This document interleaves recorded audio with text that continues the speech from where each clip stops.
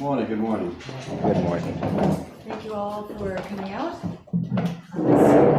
on this global warming day, where global warming is rolling out its devastation all around the country, where we have record fires going on the West Coast with something like 80,000 plus people who have been evacuated, a fire which still is only something like 25% contained, and which the incident commander says they have never seen a fire behave like this before, and clearly this is the impact of continuing drought and heat on the West Coast.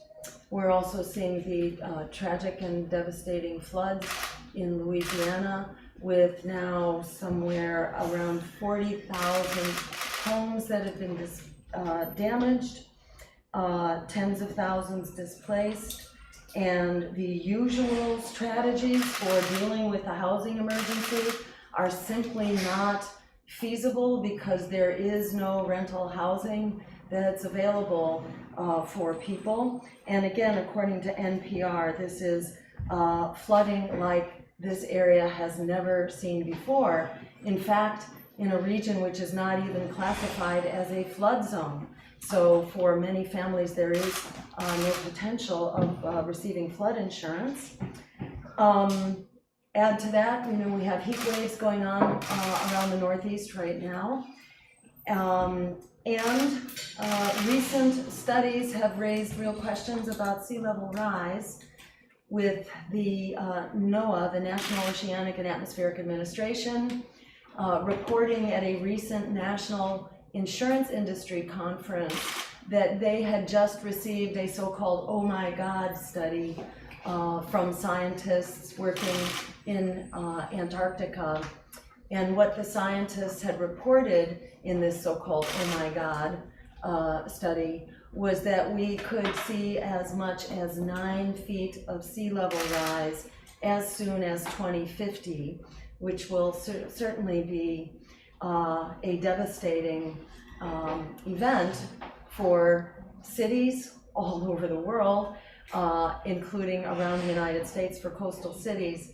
It also includes devastating impact for the many nuclear power plants, and there are well over a dozen in the United States that are located basically in coastal zones that would be impacted, and essentially the potential to go Fukushima. It would be very hard to stop catastrophic developments in all of those nuclear power plants, including here in New York.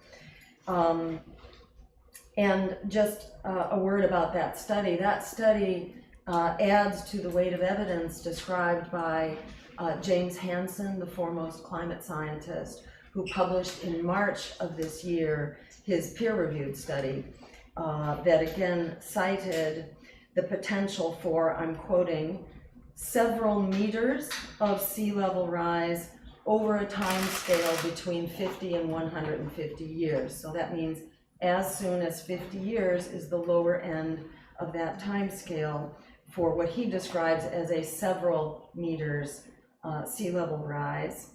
And he also states in that study that recent data suggests that we are at the lower end of that time range because of the growing rate of sea level melt, putting the estimate closer to the 50 than to the 150 years, all of which is to say we need to take action. We need to take action not only to relieve the people who are impacted by these disasters right now, but we need to ensure that these disasters do not become a daily way of life for all Americans and people actually all over the world.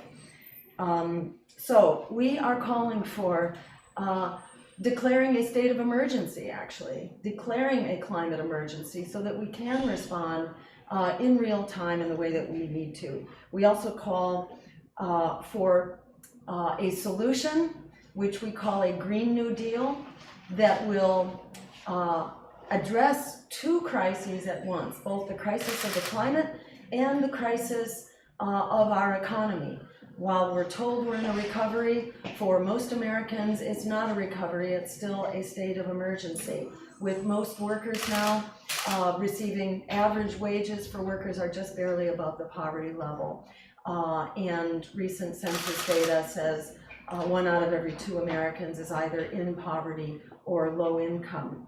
And we know that with the so-called recovery, the jobs that have come back are low-wage, part-time, and temporary jobs that do not provide the economic security. It's founded on the New Deal, which got us, and specifically the Green New Deal, food, energy, and public transportation. So we would convert to a energy efficient, renewably powered public transportation system. And it also forests, ensuring that we have water systems for our communities that are not toxic and providing people dangerous levels of lead in their water.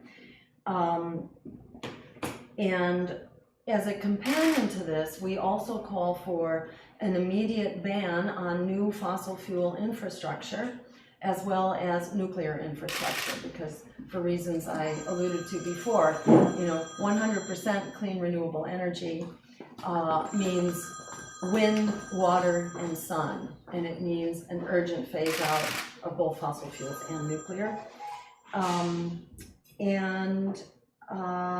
So to a couple of related areas, we call for a program which is nationally funded but largely locally controlled. So it is not a cookie cutter program dictated from Washington, D.C.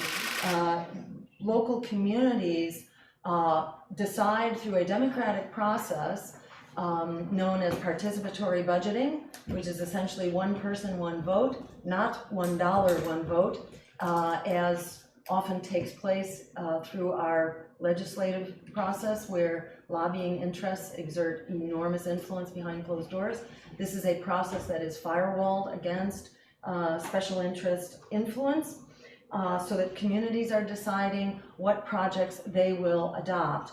The program targets communities of greatest need first, areas of highest unemployment, which is largely communities of color in particular, where we know that unemployment rates are about double that of the average population. The program also assures workers and communities of a just transition. So for communities, for example, that are dependent on coal or that are dependent on fracking, they are assured that jobs will be replaced before people are laid off. No one will be laid off and denied an income and economic security for the idea that something good will happen in the future. We will